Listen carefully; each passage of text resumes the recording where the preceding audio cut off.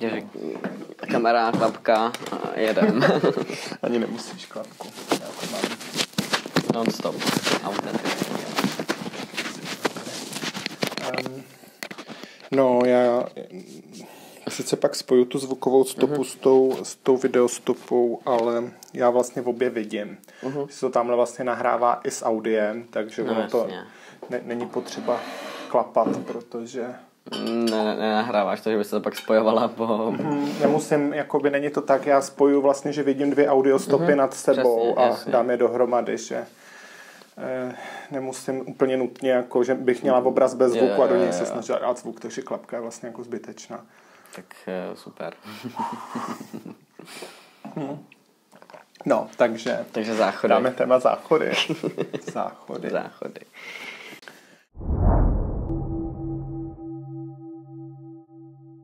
No, záchody. To je téma samo o sobě. No. To je téma samo o sobě, no.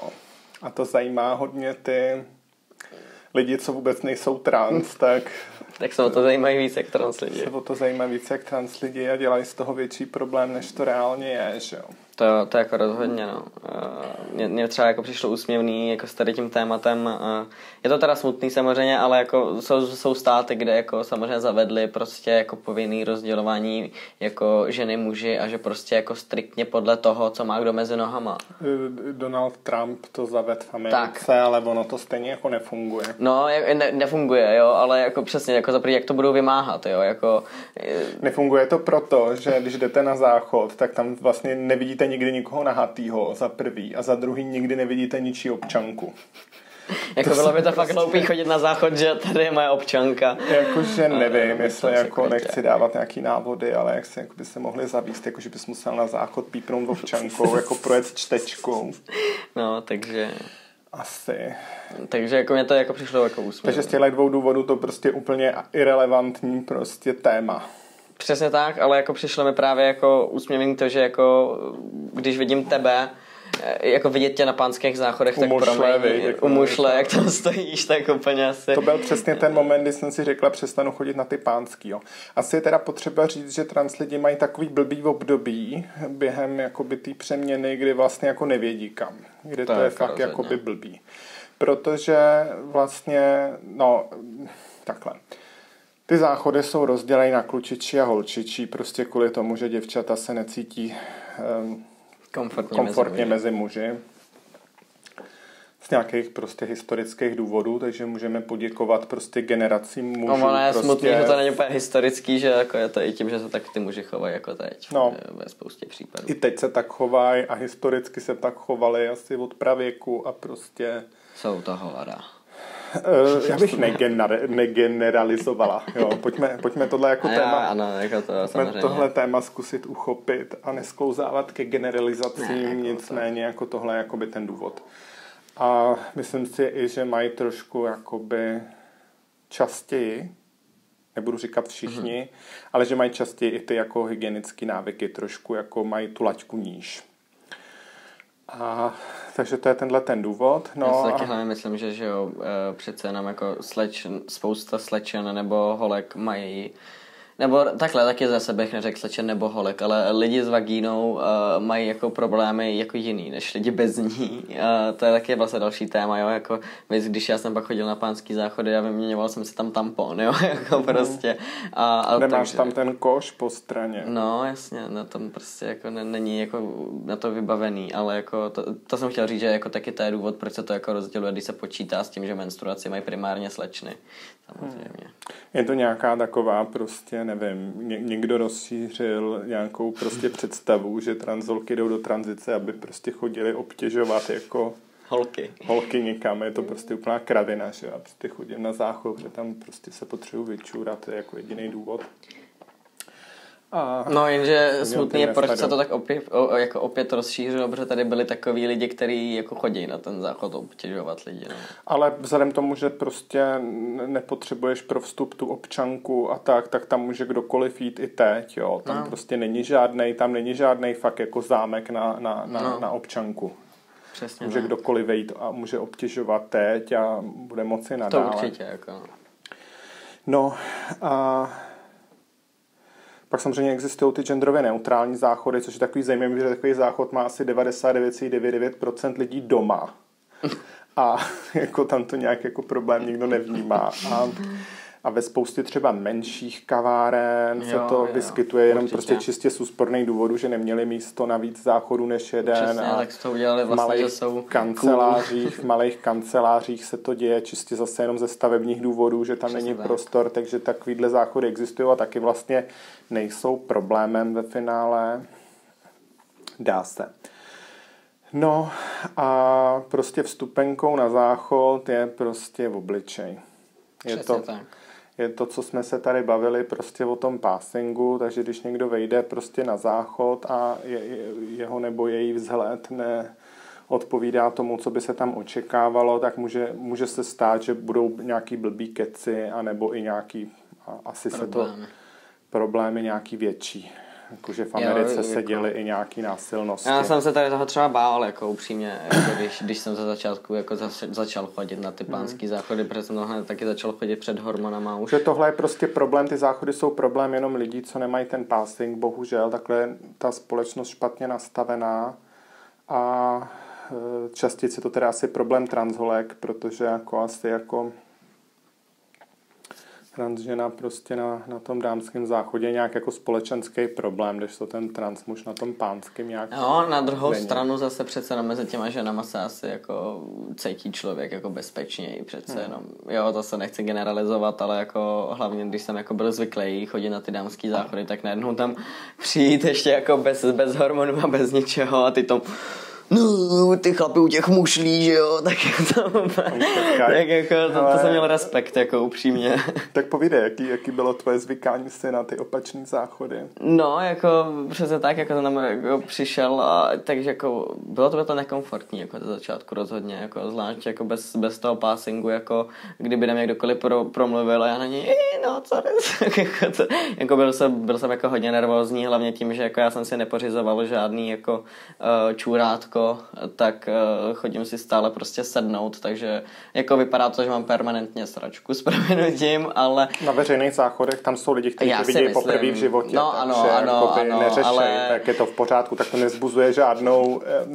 To byl prostě... můj irrelevantní strach samozřejmě prostě. To, že jdeš do kabinky, prostě není nikterak prostě podezřelý vlastně. Ano. Jako byl to můj irrelevantní strach, jako když jsem tam takhle jako chodil a jako to jsem ještě, když jsem chodil s prsama, tak jsem tam furt chodil takhle. Jo, jako, aby prostě to nebylo vidět. Módu, že no, jo, aby jako prostě jo, měl jsem prostě z těch mužů jako respekt, jako já teda asi jako celkově, nebo i když teď už je mi to taky třeba jedno, si myslím, že jako vlivem nějakého možná testosteronu, nebo něco, že už se jako cítím jako líp, ale v tu chvíli jsem se fakt jako cítil mezi nimi jako velice jako nekomfortně, jako jsem furt měl scénáře toho, že mi řekne, že někdo, že jsem nějaká transbuzná, nebo já nevím, co oni si vymyslejí a jako bude s tím problém, jako to je to. No záleží na tom samozřejmě, kam jdeš, jo. Oni jsou jako záchody a jsou záchody. On je třeba takový zajímavý trik, co málo kdo ví, ale když jakoby můžeš třeba chodit na záchody do 5hvězdičkových hotelů, ty jsou vlastně úplně nejvíc v pohodě, protože to je taková, tady dám takový návod. To je strašně v pohodě, protože tam je vlastně život. Tam jako vlastně v té hotelové lobby jsou lidi, kteří tam na někoho čekají, že někoho budou vyzvednout. Jsou lidi, co si tam dávají kávu. Jsou tam lidi, co třeba čekají, jako že tam mají obchodní jednání v tom lobby toho hotelu. Jo? Že se vlastně jakoby v lobby jako luxusního hotelu se vlastně vyskytují i lidi, co tam nebydlejí. A je to normální. Nikomu to nepřijde divný, že to se úplně běžně děje. Jo. A když tam vejdeš, tak můžeš jít prostě na záchod, protože tam jako nikdo nic neřeší, protože třeba tam jdeš vyzvednout pana prostě Johnsona, co je prostě tam z tvý firmy, jako tam jdeš vyzvednout, tak si u toho odskočíš na záchod jako a nikdo tě nezastaví, nikomu to nepřijde jako podezřelé nebo nějaký divný. Tak to je takový tip jako pro všechny. Když máš jako na výběr, jak je určitě lepší do 5hvězdičkového hotelu než v metru a to jako rozhodně. Jako by fakt to bude menší problém. No a já jsem to teda měla ze začátku tak, že já jsem vlastně tak strašně toužila potom už jako nebejt chlap a jako žít ty ženský roli, že jsem začala se už jako malovat a pomalu nosit to dámské oblečení, i když třeba jenom na půl, ještě před hormonama dlouho, takže jsem měla takový androgenní vzhled a bylo to takový jako divný. Asi v okamžiku, kdy už jsem začala nosit prostě dámský boty a v oblečení a tak už jsem si říkala, to je blbý prostě, jako v lodičkách a sukni. Tam jako u ty myšle. Jsem si říkala, tak teď musím jako už jako chodit na ty dámský, že to je fakt blbý. Ale zase jsem měla ten obličej, že to vlastně taky jako bylo blbý. No a zase jednoduchý trik. Prostě jdeš na ten záchod, otevřeš dveře a vidíš, jestli je fronta nebo není. Když je fronta, zavřeš a počkáš. Když fronta není, tak prostě vpluješ rychlým krokem na ty záchody. A on tam si každej hledí svýho. Ty lidi tě vidí jenom periferním viděním a oni vidí jenom nějakou šmouhu. Takže když prostě jako nevypadáš nějak jako ultra podezřele, máš to v oblečení, tak nikdo nestihne ani jako zaostřit na ten tvůj obličej během těch jako 400 milisekund, co jako se myhneš okolo. No jasně. Tak nikdo nestihne zaostřit na tvůj obličej. Jo, tak to byla má taktika. Zapřeš se do kabinky a jo. tam už nikdo nevidí. A na odchodu akorát zase umyvadla, pokud je tam nějaký nával umyvadla, no tak prostě si přijdeš ty ruce, buď se je umyješ, anebo si je umyješ někdy později. A dělala jsem třeba to, že jsem takhle v tomhle stavu, když jsem byla takhle androgyní, jak jsem byla v Národním divadle na opeře a prostě opera měla 2 přestávky a byla asi 4hodinová a já jsem prostě nepila o přestávkách. Jsem využila jakoby techniku, co používají piloti malých letadel, když letějí napříč Evropou, že prostě nenapiješ se, aby nebyl důvod prostě, že se ti nechtělo čůrat. No. A pak jsem vlastně počkala, až všichni vypadli do šaten a šla jsem si v klidu, když už jako byla většina lidí odbavená v šatně a už jako na těch záchodech bylo úplně prázdno. No a teď už to vůbec neřeším, teď už na těch záchodech i stojím frontu, teď vůbec něco řeším. To bylo jenom fakt jako přechod. Jo, já jsem taky tak jako měl, tak to prostě taky jako není žádný jako problém. Jako, to taky jako přesně bylo jenom ten začátek před hormonama a před operací. Ale jako co mi přijde třeba jako zajímavý, že se mě doteď jako lidi ptají, a kam chodíš na záchody? Jo, že jako... Jakoby, že kam bych jako chodil, jako mezi ty ženský, tak bych vypadal jak nějaký perverzák, co tam jde přesně odčumamat. A přitom bys mohl. Jako, a přitom bych jako mohl vlastně. Jo, přesně. Přesně. Jo, jako ano, jo, ale jako přijde mi to jako úsměvný, jo, že přesně pochopil jsem to, dokud já nevím, před tím nějakým passingem a hormonama, ale jako teď jako úplně se neumím asi představit, že by jako na mě někdo promluvil. No co je, na těch ženských záchodech, jo, že to jako ten... Já mám Fko v občance. Jo, přesně. Jako, mám furt vagínu, ty vole, no, vagínu jsem jako můžu. To bude, já nevím, to asi vypípnu. Myslím, že asi není úplně dobrý slovo. Ne, ale tak jako... To nevadí, aspoň tak budou lidi dohadovat, co to bylo to vypípnutý. No, takže ano. A zároveň jsem třeba takový měl problém se šatnama teda. Jo, taky spojený. Já jsem to říkal, každou hodinu to bude pípat. Aspoň víme. A sprchy, že jo? Sprchy šatny, no. Sprchy šatny, no. Já jsem vlastně jako přestal chodit. Tam je blbý na rozdíl od záchodu, to už je jakoby vyšší level, protože tam jako se nahota ukazuje. Jo. Což si myslím, že zase jakoby chyba toho systému, protože teda, když jsem to někde tohle téma otvírala, tak se překvapivě zvedla vlna docela jako hodně lidí, co nejsou vůbec trans a kteří říkali, že jim ta nahota taky vadí. No. Jo. Že to není jako, že i když seš jako řekněme jako cisžena v ženský sprše, tak ne všechny ženy jsou nějak spokojené se svým tělem a jsou vlastně happy z toho, že ukazují nahotu. A já si říkám, proč to jako je možný, že to jako v roce 2021 existuje. Když jsi jo, OK, tak sauna možná má nějaké jakože, jako odůvodnění, jo, ale když chceš prostě se jít osprchovat kvůli tomu, že jdeš jezdit prostě na tobogánu a jít si zaplavat, tak proč musíš ukazovat nahotu cizím lidem? To je prostě úplně absurdní. Takže vlastně a na záchodech je úplně normální, že jsou kabinky, taky tam jako prostě lidi nekakají a nekoukají na sebe, tak nechápu, proč by to nemohlo být i u sprchování. Jako přesně tak. A že to není ve stavebním zákonu, že to je jako podmínka kolaudace prostě. To ano. Nechápu, proč jako... Já jsem taky tak jako měl teda, že jsem s tím problém měl i jako před tranzicí a čímkoliv, jako neměl jsem to úplně v lásce. A nebo prostě, no, stejně... A dá to tak jako vyřešit, jo. Já to vyřešit tím, že se sprchuješ v plavkách. Přesně myslím tak. si, že ty jako... Cis lidi, kterým ta nahota vadí, to takhle řešej a myslím si, že pokud je tam cedule sprchujte se bez plavek, takže by to jako, že to není jako ospravedlnitelný, že prostě ta jako lidský nárok na soukromí buďte tady nahý, svině. Je prostě nadřazený nějakým hygienickým pravidlům a že to je jejich, že pokud oni tam neudělají ty kabinky zavírací, tak nemůžou tohle vůbec jasně, požadovat po nikom. Bych si myslel, že tam mají kamery na skrytý, jako nutit někoho do té Takže jako, a tady zase to mají jako holky horší, zase samozřejmě záleží na tom, jak člověk má jako vizáž a v obličej. Ale vlastně jak v těch sprchách, tak v těch převlíkárnách, když si člověk dá pozor, tak nikdo nevidí, co má mezi nohama. Jo, je to tak. A znám jako spoustu, já jsem sama byla jako, nebyla jsem často, protože byl covid, ale byla jsem párkrát normálně jako na koupališti, prostě v bazénu. Byla jsem prostě v dámských sprchách, převlíkárnách a prošla jsem úplně v pohodě. Prostě když si dáš pozor, aby to nikdo neviděl, jak to nikdo neuvidí, když už teda jako by došlo na to sprchování bez plavek, tak na těch pár desítek sekund stojíš zády. Je dobrý mít tam nějaký doprovod, někoho, kdo prostě ti podá ručník a tak, aby jako to bylo víc safe. A taky oni si tam lidi hledějí svýho. Jo? To jsou prostě zase ty představy z těch pánských sprch, kde si všichni asi čumějí, jako kdo má delšího, ale v těch dámských sprchách se jako ty ženský po sobě nečumějí. Oni jsou rádi, že jsou rádi a je to klid, no. A dá se to v pohodě jako... Je to nepříjemný, nechápu, proč jako to existuje, že někdy jsou takhle jako místa, kde se odhaluje ta nahota, ale dá se to prostě jako v pohodě zvládnout. Určitě lepší, než chodit do těch pánských. Jako já jsem teda takhle tady jako přestal chodit, no, já jsem chodil na MMA teda chvíli a pak jsem se vyautoval a říkám jako...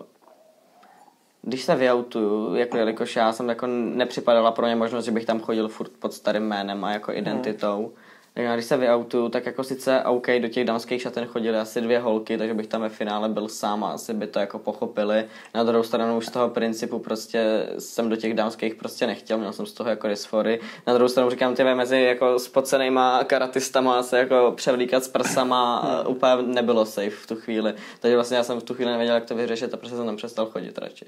Jo. Teď teda vlastně jsem byl jako ve veřejný posilovně. Je to pravda, že to je pro spoustu lidí, je to opravdu jako stresující, takže radši to vynechaj nebo to řeší nějak jinak. Myslím si, že jako žijeme v době, kdy spousta těch sportovišť má klientský přístup. Jo. A že určitě je možnost prostě zkusit skontaktovat nějakého vedoucího. Jo, oni zpravidla vždycky mají nějakou ještě šatnu úplně oddělenou, buď pro personál, nebo třeba pro handicapovaný lidi, jo, nebo i mají sprchy třeba pro ty handicapovaný lidi a vysvětlit jim tu situaci. Blbý, že to musíš jako vysvětlit, co se děje a poprosit, jestli bys třeba nemohl mít přístup do něčeho takového a jako, myslím, že když se na to půjde slušně a rozumně a hezky se jako...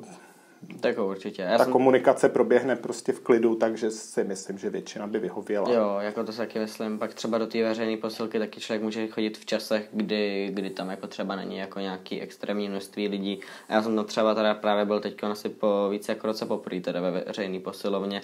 Ale jako je fakt, že já jsem se tam třeba nikdy jako nesprchoval, jo, protože to nebylo příjemný právě jako už ani předtím, takže já jsem vždycky jenom hodím na sebe to teplý a pak se vysprchuju prostě hned doma, protože jdu hned po posilovně prostě doma, vysprchuju se prostě doma radši, takže jako je fakt a jako to, že jako trenýrky si v té posilovně převlíkat nemusím, takže jako dobrý. Takže jako tam jako ve finále jsem jako měl teda irelevantní strach, ale je fakt, že jako tam spíš jako u toho třeba MMA bylo problém, že tam fakt byla parta nějakých lidí, která se prostě jako znala, tak tam to pro ně bylo horší, jo, že v té posilovně se každý jede sám za svýho, prostě dobrý, nikdo na sebe moc nečumí, každý se tam jde prostě cvičit, pokud nemá někdo doprovod, ale tam fakt jako to byla parta, že, která na sebe čekala a bavili se prostě spolu a tak dále, tak tam to třeba pro ně bylo teda mnohem jako víc stresující. Za prvý se těm lidem, který ano, sice jsme parta, ale neznal jsem je tak dobře jako autovat a ještě jako řešit, kam chodit do šatny, tak v tu chvíli to vlastně pro mě jako znamenalo konec, no.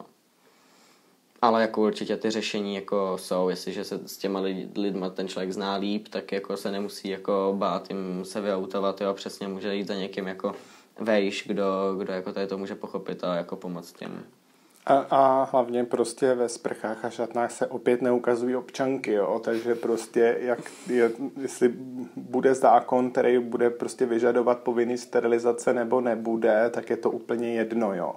A ještě potřeba říct, když jsou takový ty jako chytráci, co prostě říkají, že ty ženy s těma penisama v těch jako ženských sprchách, že by nesnesly, tak za prvý. Když tohle někdo říká, tak už mohl xkrát s nějakou ženou prostě s penisem ve sprše bejt a vůbec to neví. Ani to neví, protože prostě ano, tranzolky z mýho okolí chodí běžně sportovat a na koupaliště a tak a jako nikdo to neví. A za druhý ten zákon vyžaduje jenom tu kastraci, jo? Takže existují tranzolky, co si nechají z nějakých zdravotních důvodů odstranit jenom varlata kvůli hormonům a stejně mají penis a už teď jsou tady prostě holky s penisama, co mají F-ko v občance a taky chodí. Takže i kdyby to zavedli na občanky, tak stejně ty penisy v ženských šatnách budou prostě. Stejně, je to nevyhnutelný, je to invaze prostě. Invaze penisů. Invaze penisů do dámských sprch prostě. Už jako v plném proudu, už prostě jako... Apokalypsa. Apokalypsa. Totální Sodoma Gomora. A ještě k tomu minulýmu tématu záchody. Samozřejmě ještě jako existují záchody, kde je já nevím, hajzlbába, jestli se dá říct nějak slušně. Jo, asi ne. Paní obsluha. Ano, jako ta obsluha tam taky často. Asi.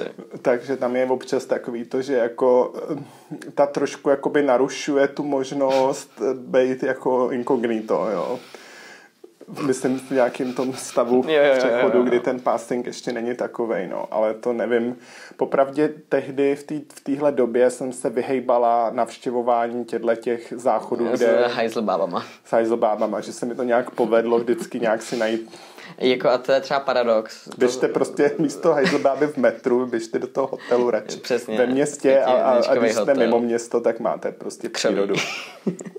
Vždycky se to dá nějak vyřešit bez hajzlbáby, tenhle problém nějak. Jo, a jako jak říkám, paradoxně se mi to třeba stalo ještě před coming outem, jo, tak vlastně to jsem neměl absolutně žádný passing, to jsem ani já sám pomalu jako netušil, jak na tom jsem. A byl jsem na hlavním nádraží, kde je obsluha WC, jako hajzlbába i že jo, turnikety ve finále, že jo. Pro jistotu, jakoby dvojí kontrola. Přesně, dvojí kontrola. A já jsem tam jako stál a čekal jsem jako na ty ženský záchody, jakoby, na tu frontu. Protože ta hajzlbába říká, vidíte tam? A jako aniž bych si jako, já jsem se v tom vyznal, jak to tam jako teďkon to je jako jak na letišti pomalu nebo horší. A najednou jsem byl na panských záchodech, aniž bych to jako věděl, takže ono jako i tu hajzlbábu jsem záleží jenom na obličeji prostě. Asi, přesně tak. A lidi, co jsou nějak jako androgyní, no na tom passingu vlastně, což je soubor všech možných mluva, prostě gesta, všechno, no. Přesně tak. A když je někdo androgyní a třeba záměrně, že je nebinární, tak jako popravdě netuším. Nevím, kam chodí, no taky. Taky. Něco si asi vyberou. Hádám, že. Nějak to asi jde. No, tak... Jsme zabili konverzaci. Záchody jsme probrali, možná se ten díl bude jmenovat Záchody a sprchy, já nevím, se rozmyslím, co bude vypadat líp. Invaze penisů. Já bych to nazval invaze penisů. Jako jo, ale to by mi to nabourávalo ten jakoby koncepci. Chápu. Nechci úplně si nechat nabourávat koncepci. Ale jo, invaze penisů je skvělej. Já jako zase víš, jak to bude lákat lidi. Mohli bychom... No, invaze penisu, ale přitom všichni jdou za penisama. Jakmile vidějí invaze penisu, tak se na to kouknou. Invaze penisu. Já bych si ten nápad možná nechala, už ještě bych něco zkusila jemního. Kam se to bude hodit víc. Kam se to bude hodit víc.